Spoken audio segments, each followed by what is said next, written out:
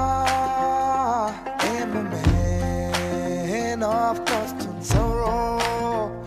I've seen trouble all my days. I bid farewell to all Kentucky, the place where I was born and raised, the place where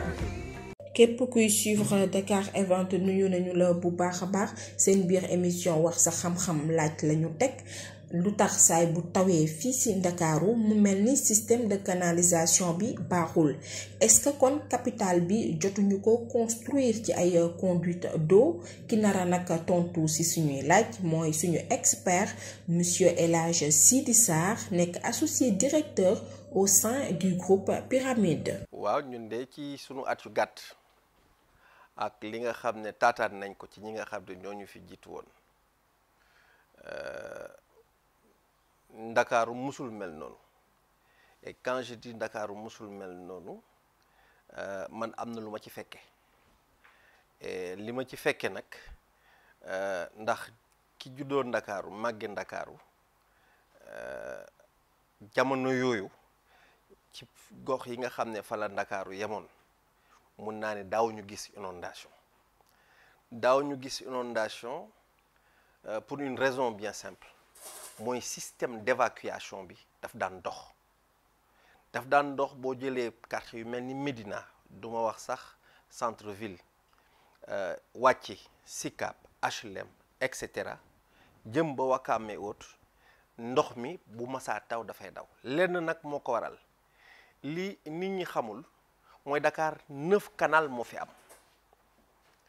juróom-ñeenti canal bu nga xamante ne bu ci nekk rek am na destination ñi xam assainissement buñ la waxoon tey ji fan la canal yi jaar Dakar normalement système bu ci nekk am na fu nga xam ne fa la ndox mi war a jaar mais nag ce système d'évacuation bi nga xam ne moom la ñu mettroon en place depuis le départ système boobu urbanisation daf ko dab ëpp ko doole benn ñaar daf ko dab nit ñi dem ou bien ñu autoriser leen ñu dëkk ci ay dëkkuwaay yu nga xam ne place ndox la dinaa la ci jox benn exemple ñun bi ñu gënee nekk xale dañ naan traverser domaine industriel fi mu nekk tey jàll ci autoroute bi ci booru an noonu fi ñu tuddee zone de captage am na dex bu fa nekkoon ñu tudde ko ñun bi ñu nekkee xale géeju Ndayaan dañ fa daan sangoo kon dex la woon foofu place ndox la woon ñu tudde ko zone de captage daanañ def lu mel noonu aussi boo demee foofu dañ fa daan di sàcc ji mango ki demee noonu lu jëm ci booru Maristes bi bu ñu traversaan kii bi kon loolu yëpp ay place ndox la woon kon bu ñu demee ba tey jii dëkkuwaayu dab ko je pense que duma ne nit ñi waruñu fa dëkk mais avant ñu fay dëkk dañu war fa def les mesures préalables te loolu responsabilité état daf ci bari tey ji daf ci bari ndax état ku dëkk boo fa toogee moo la autorisé nga toog fa et tey jii am na ay quartiers yu bari yu nga xamante ne tey jii dab nañ ñu boo déggee à l'époque ñu ne la Parcelles Assainies dañ ko daan assainir avant vers les années 1974 fu mal ni Patte d'Oie ndox du fa taa parce que c'est des cités yu nga xam ne da ci am un système d'évacuation mais partout je ne parle pas d'habitation spontanée parce que c'est pas spontané c'est organisé mais de organisation boobu nga xamante ne nag ay promoteurs privés lañ ko jox état bi autorisé leen ko système d'évacuation bi dafa doon lu nga xam ne defuñu ko et gannaaw defuñu ko nag ndox fu mu daan taa boo demee fekk fa tepp-tepp waaye ndox fu mu daan taa bu fa nit fekkee ndox moom xawma kan waaye moom këram dina fa dellu bu fa dellu it mu seet fu mu jaar loolu doon na ci li nga xamante ne mooy une explication majeure li tax tey jii Ndakaaru saa yu tawee 2 litre ndox kenn dootul am foo jaar loolu benn la ñaar spécialiste assainissement yi dinañ la wax ne la Dakar bu jëkkoon dañ naan forage la woon boo ko seetloo tey jii am na ay bouches d'incendie un peu partout dans la ville sapeur-pompier bu soxlaa ndox fan la koy ute ci bouche d'incendie yi la. Donc cela veut dire que y a l'eau est là ndox mi nag ci nappe phréatique bi la nekk dañ ko fa daan dem jëli ji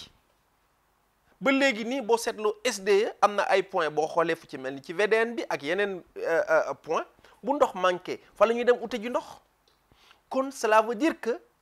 même tey jii je parle du problème d'assainissement mais même tey jii problème mu ndox bi mënoon nañ ko régler leneen maintenant les spécialistes vont te dire ndox bi dafa infecté ak yu demee noonu mais j'y crois pas parce que boo demee fu mel nii tey jii France ndox mi c'est de l'eau infectée mais qui est traitée et qui bu nga xamante ne day ñëwaat dans le circuit de distribution. du mën na la Dakar dañ ko construire ci ay conduites d'eau parce que les conduites existent encore mais conduite d'eau yooyu tey jii boo ko laajee en tout cas la plupart des gens mënuñu la wax 9 canaux yi bu ci nekk fan la jaar benn ñaar am na ci bu nga xamante ne dina la ci jox benn exemple benn bu nga xamante ne mu ngi booru Colobane boo demee ay garage lañ fa teg sotti fa huile boobu fu mu jëm géej bu demee moo tax on te parle du problème de baie de Hann problème de baie de Hann bi wëy oléose bi ci la bokk avec bateau yeeg yu demee noonu industrie yi ci lañ bokk mais boobu aussi dañ koy fàtte donc tey jii mën naa ne système d'évacuation bi fi nekk urbanisation bi daf ko dépassé et comme daf ko dépassé nag je pense que dañu état bi am na ci à travers son agence là ñu tuddee ONAS am na ci une grande responsabilité boobu mooy tey jii fépp fu ñu autorisé ñu war fa def des nouvelles cités ñu daal di ne nañuy gase pour courant am nañuy gase pour ndox am y a un élément vital mooy assainissement te loolu ça doit être aujourd'hui peut-être citoyens yi ñoo xamul nu mu demee mais tey jii citoyen bu nekk boo téyee sa facture ndox tu verras que y a une taxe ONAS taxe nag ci ñun spécialistes yi xam nga lu ñu ko tuddee contrepartie service kon tey jii ñun ñëpp Sénégal képp ku nga xamante ne branché nañ la dans le système de SDE ngay fay ndox dañ la war a fa nga dëkk dafa war a am assainissement mu neex mu naqari parce que yaa ngi fay service bu nga xam ne derrière amoo contrepartie service et ONAS souvent quand tu leur poses la question ils te disent ñu ngi maintenir système bi mais dañu war a développer système bi wala ñu bañ a récupérer taxe boobu ci ñooñu nga xamante ne seen zone c'est des zones non assainies taxe boobu nga xam ne dañ koy jël c'est pas normal ñu koy fay tey jii c'est de l'enrichissement sans cause et tey citoyens yi su fekkoon ne comprendre nañu war nañ mën a régler seen problème assainissement man de comme solution bu may jox ku mu neex bu la neexee nga téye sa facture ndox boo demee di fay boo ko tàllalee nga ne ma dindil ma taxe ONAS bi parce que sama zone kenn assainiru ko parce que loolu loi moo la ko may tey ji lu mu gàtt-gàtt rek taxe bi dina dem ba à peu près 5% du montant hors taxe donc cela veut dire que boo ko gisee taxe ONAS boo xoolee sa facture ci doo bi di nga gis taxe ONAS donc sa quartier buñ la jëlul bu fa assainissement amul wala léegi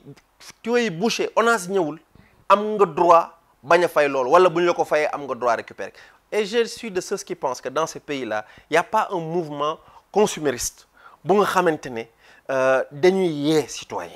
parce que je pense que loolu mooy seen rôle premier au lieu d'être dans la revendication c'est d'informer les citoyens bu ñu leen informer nag je pense que des citoyens informés ñooy doon les premiers remparts pour que seeni droits ñu mën ko sauvegarder xam nga tey jii Sénégal on parle de ce problème d'assainissement mais est-ce que amoon nañ vision parce que des fois ma dégg spécialiste ñu ne le plan directeur de Dakar date de 1905 spécialiste yi loolu la ñuy wax plan directeur u Dakar 1905 et ce plan directeur dafa am assainissement bu ma àndal dernièrement am na benn tuyau bu jaar sama wotu kër bi waa SDE ñëwee ñu ne ñoom xamuñu tuyau bi jaarul ci xamuñu ko waa ONAS ñëw ne ñoom xamuñu tuyau bi ça veut dire que aujourd'hui un plan bu nga xam ne daf lay permettre ñu mën a am la cartographie à partir de telle kii am na comment dirais-je telle zone aujourd'hui am na problème ñu mën ko détecter à distance mënuñu ko alors que ça normalement aujourd'hui ça fait partie des techniques les plus réputées pour revenir ci li nga xam ne moom nga wax président yi fi jaar yëpp du ma ne amuñu vision waaye daal mbir mi bi mu ñëwee naj la leen nag ndax